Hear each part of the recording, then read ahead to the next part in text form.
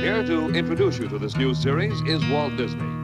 In our modern world, everywhere we look, we see the influence science has upon our daily lives. In my eyes, indisposed, in disguises no one knows. At the face lies the snake, and the sun in my disgrace. Boiling heat, summer stench, beneath the black the sky looks still. Call my name through the cream, and I'll hear you scream again. Black hole sun, won't you come and wash away the rain? Black hole sun, won't you come? Won't you come? Stuttering, cooling down, steal the warm wind, tired friends. Times are gone for honest men, sometimes far too long for snakes. In my shoes, walking sleep. In my youth I prayed to keep heaven send hell away. No one sings like you anymore. Black hole sun, won't you come wash away the rain? Black hole sun, won't you come? Won't you come? Black hole sun, won't you come and wash away the rain? Black hole sun, won't you come? Discoveries that were miracles a few short years ago are accepted as commonplace today. Many of the things that seem impossible now will become realities tomorrow. So you spin, when you spin pizza dough, it kind of flattens out. Yeah. Gets wider in the middle. And so Earth, throughout its life, even when it formed, it was spinning. And it got a little wider at the equator than it does at the poles. So it's not actually a sphere. It's oblate. And officially it's an oblate spheroid. That's what we call it. But not only that, it's slightly wider below the equator than above the equator. A little chubbier. A little chubbier. Yeah. Chubby's a good word. It's like pear-shaped. Yeah. So, but you got to know, let me just so you understand. We've been fed a lie our entire, I want to call it a lie. We've been fed. It's a point of view thing, I think. Earth has been misrepresented to us by geologists. We've been fed. It's a point of view thing, I think. Earth has been misrepresented to us by geologists. So it's not actually a sphere, it's oblate. So it's not actually a sphere, it's oblate.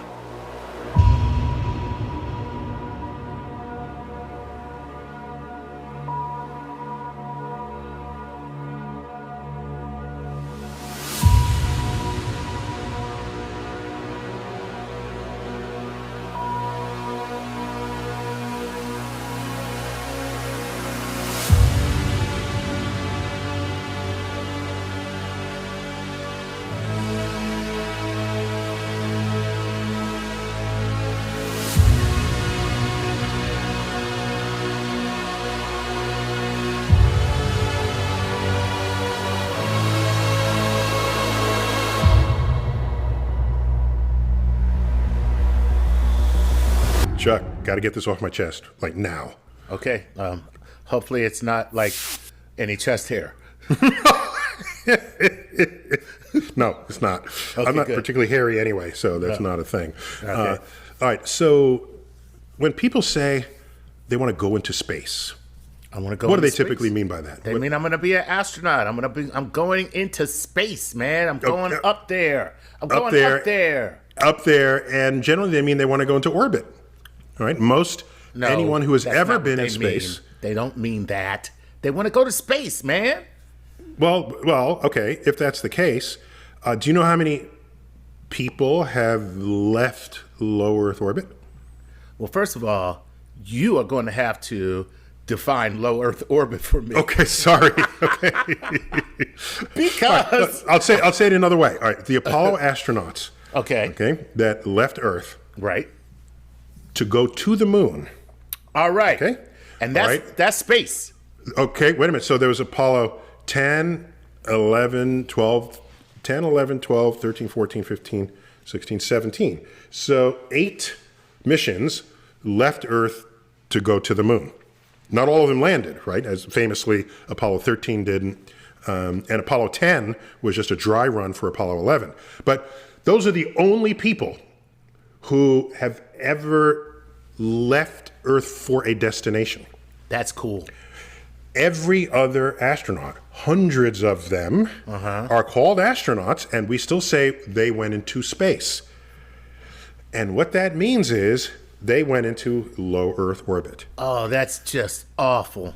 And so low Earth orbit is, in practice, where the space station is. It's about a couple of hundred miles up. So the Damn. distance from Earth's surface to the space station is less than the distance from New York City to Washington, D.C.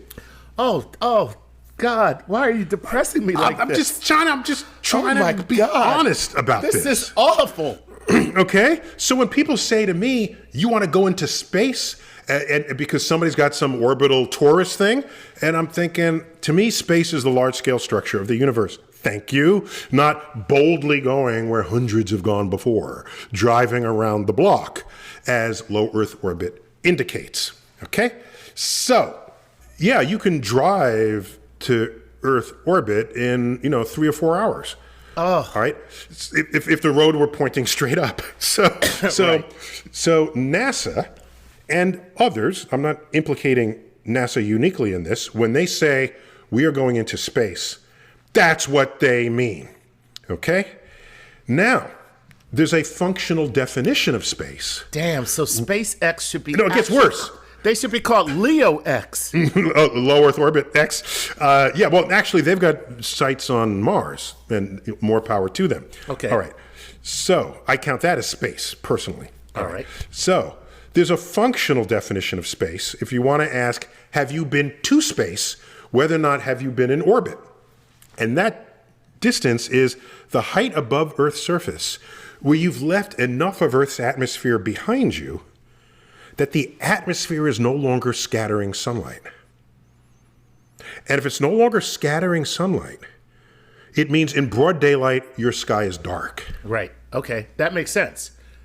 That makes sense. So there's a distance for which that's it. And they rounded the number, so it's a nice clean number. It's 100 kilometers up, or about 62 miles. Damn. Okay? All right. So if you do the conversion. So Yes. if you get to that altitude, whether or not you're in orbit, you go above the blue sky. All right? The daytime blue sky. Right. That sky gets darker and darker, and there it is. Black. The It is blackness black. of space. It is. So you can have Earth behind you, the blackness of space over to one side, and the brilliant sun off to the other side. Welcome to space, baby. Oh, does that happen? Wait. Once you get past the scattered sunlight. Welcome to space, girl. What's happening? Welcome. If, Relax. if you look to the left, you might see a little something called the moon. The moon. Okay, check. We'll sign you up for the narrative. All right. And so I don't have a problem with that, except that definition depends on Earth's atmosphere, doesn't it? Yeah, it does. Suppose Earth's atmosphere were half as thick as it is. All right? Now you're going 31 and 31. Now you're miles. going 50 kilometers, 31 miles up. Oh, no. Okay? Oh, that's terrible. Now, suppose it was 1/4 as thick. Now you're going 25 kilometers and 15 miles up. All right? Now, suppose it was 1/10 this thickness. Then it's 10 miles up. And suppose we didn't have an atmosphere at all. So then, are you still in space just by standing here on Earth? Because under those in that circumstance, you would look up and you would no longer have a blue sky. That's why I personally am not calling that space. Wow. Because you're using Earth's atmosphere as a definition of space, and I'm not giving it to you. So the measuring stick cannot be the atmosphere of the body upon which you stand. Should not be influenced by your atmosphere. That's correct. Right. I can't give that to you. I'm sorry. I understand why you want to use that rule. Because if you're going to have a tourist jaunt and you're not quite going yet into orbit, you want to get at least that high so you can see the night sky in broad daylight. I get that. But I'm just going to say I just went on a very high plane ride. That's all I would say. Wow. Now, let me just say this. Because I happen to know that you know a lot of astronauts. Yes. A lot. Oh, did I say this to their face? No. And I was going to say, I'm just hoping that you haven't had this conversation with any of them. Because they would be like, as soon as you leave, you're like, man, that guy's a real a-hole, man. I'm telling you right now.